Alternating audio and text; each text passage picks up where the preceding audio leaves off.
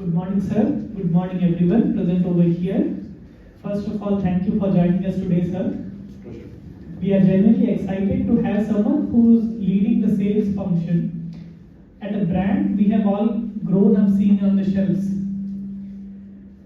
Also, I would like to thank the podcast team for getting associated today with this event. This conversation is our way of bridging the gap, understanding the journey from campus to the FMCG battlefield on ground, sir. So let's start the conversation. I request Mikhail to go ahead with his question. So first, I would like to talk about sales. Now, many students, when they hear the word sales or sales job or something, they shy away from it, mainly because it sounds very tough or unglamorous.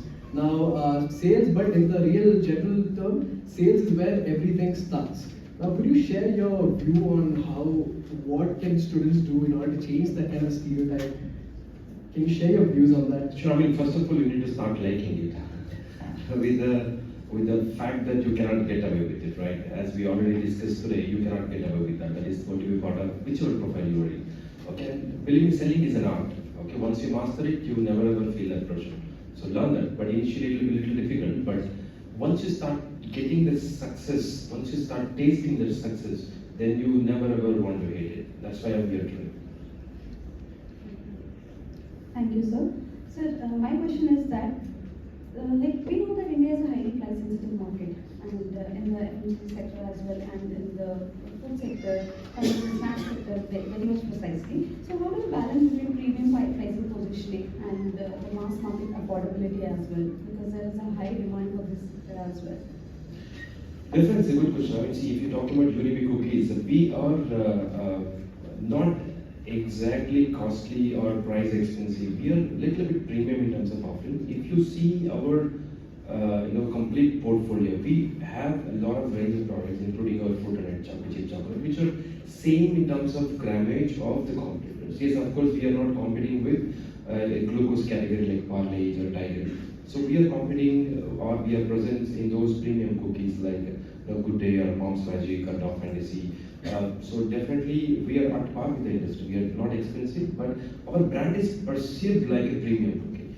So it is basically people feel it is meant to have it in occasions or take it to or gift it to somebody else like that. But believe me, our product is priced at a very very competitive pricing to any other competitors.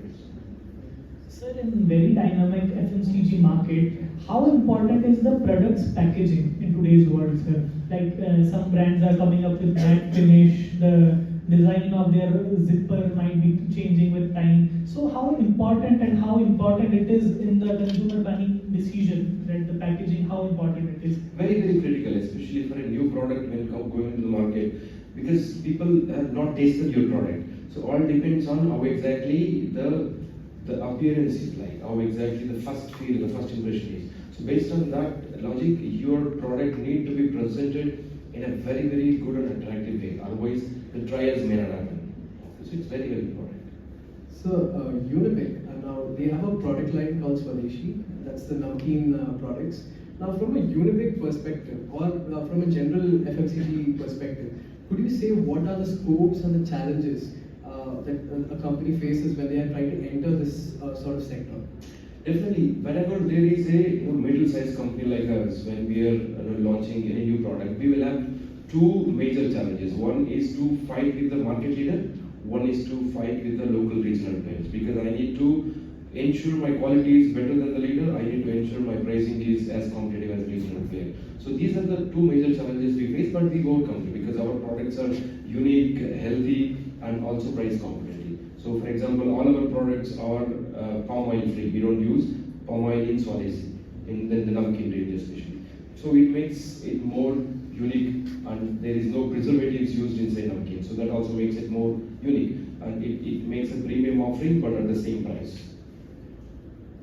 Sir, often during our internships in FMCG sector, we have come across a term that is D&D products.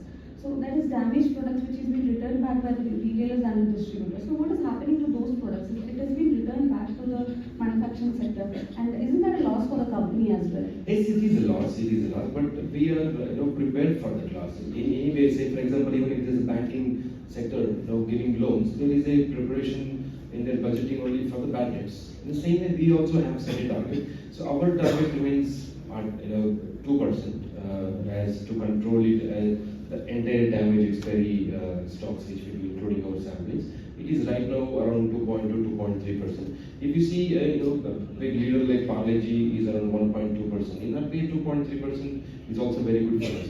But we'll be keep working on it to bring it down to zero. Zero is the ultimate target, but we'll see when we'll be able to achieve it. Sir, my next question is, how significant is the communication and language in FMCG market and sales especially? Like a professional who is not coming from the same region or same dialogue, he doesn't know how important it is and how critical role it plays in the entire process, and how can we come up with this challenge, sir? Sales is a different language. It has its own language. So they will learn it. Once you are in the field, yes, you'll automatically learn it. You cannot get away with that.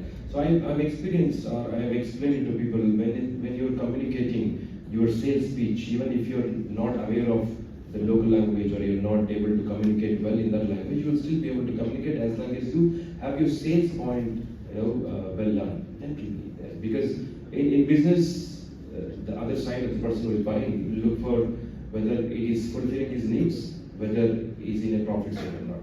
So if those things are explained well, the rest things are done. And also you also asked me what exactly do we do with the damaged expiry stocks. So basically we take it back to our depot, that's where the auditing will be done. Post that will be given to some cattle feeders. Okay. So believe me, none of our products are bad or will turn up poisonous after 6 months. I have eaten biscuits which are 2 years old. I'm still alive, so nothing will happen. Don't worry. Okay, so they're all good. It's just the best before is 6 months, 8 months, 9 months. Means after that it may not taste as good as within that period. But nothing wrong with the product. Only if there is some product which has got too much of oil in it, may smell a little different. Otherwise, some products may go soft. There's nothing wrong with the products. Okay, but however, we don't sell them. Yes. So coming back to Unibic again. Now, when it comes to tier 2 and tier 3 cities, what are the different kind of packaging or pricing strategy that a company follows? Or generally, when it comes to any FMCG companies, what should the company keep in mind when they are trying to move away from the metros and trying to get into the tier 2 and tier 3 sectors? See, especially as a company, we do not want to change any product. Okay, we know that we are offering the best, so we want to offer the best, whether it is somebody in a 5,000 population town or somebody in a metro. We do not want to make any change to the product, but we will definitely make changes to the approach. Means the way the distribution is done may change, the way the pack size are made may change. But believe me, a lot of premium packs are sold in rural than in urban area. Okay, you all have seen Good Life milk, Good Life, that is sold highest in rural, not in urban. Okay, the ATC packs, airtight containers, the display boxes are sold more in rural than in urban. Okay, so the consumption pattern is completely different, and we have our packaging set for that. Sir, as you were already mentioning about the sales planning should be done properly. So how does the sales planning already changes for the unpredictable factors like inflation or the change in the consumer demands, like that? Plan B, C, D, I told you, have 26 alphabets. Of course, yes. You need to have some plan. As I said, in case of there is a higher demand, will I be able to produce more? Say, for example, our snack bars, we were not able to produce good enough quantities in the last months. We were struggling. Sometimes there are unavoidable situations, but however, we have our best plans in place to cover up as much as possible. So you do have any contingency plans or safety margins for these products as well? Safety margins? No, I mean in terms of production loss, it may not help us. But in terms of any sudden competition coming in or there is a demand going down, we will definitely have some other schemes coming in for retailer, consumers, for activities, trade. So while we are discussing the rural market in FMCG especially, there is a grassroots level challenge, sir, in FMCG, that is coins, the payment in coins. What we have seen in the market that distributors and retailers, their capital is being stuck due to this accumulation of coins, sir. They get payments in coins and it's not 200, 500, 5,000 coins. And what eventually happens is, because of that coins, the payment gets stuck towards the company. And the banks are reluctant to take those much coins, 50,000 coins, 1 lakh coins, every distributor has in rural India especially. So this is something particular to FMCG, and it's a challenge. The capital is being stuck. How we can come up with that? And Believe me, this point is not there today. Thanks to Digital India, we don't have that problem, whether it is rural or in the urban. Even the 10 years ago, also this problem wasn't there. For example, a hotel guy, whom I know or I have seen, will go buy these coin change, especially at a paid commission. For every 100 rupees, they pay 2 rupees, 3 rupees, 4 rupees. So distributor can easily exchange it. He makes money out of it. Okay, and there is no big investment stuck. That is absolutely wrong. And in today's world, cash transactions are much lower than what it used to be. Everything is online, and maybe distributors worried about cash handling charges applied by the banks. Okay, so you all may know or may not know, many of the banks will have these cash handling charges for most of the current accounts. So that's where you would have faced this problem. But today that problem is not there. thank you for that. Sir, you were mentioning about the sales plan again. So you were saying that there should be a perfect target, but on ground reality is something else. So what is the biggest challenge that is bridging the gap between the ideal sales target and the real life market performance that is already happening? So as I also said, the targets are mostly incorrect, either by my boss or whom we can achieve. Boss feels targets are not set right, not achieved. I feel targets are not set right. So, but we will definitely have to consider the other factors of top line, bottom line, the AOP plan. Is our growth rate is at par with the market growth? Are we able to gain share with these growth targets? So, considering multiple points, we'll be able to set that.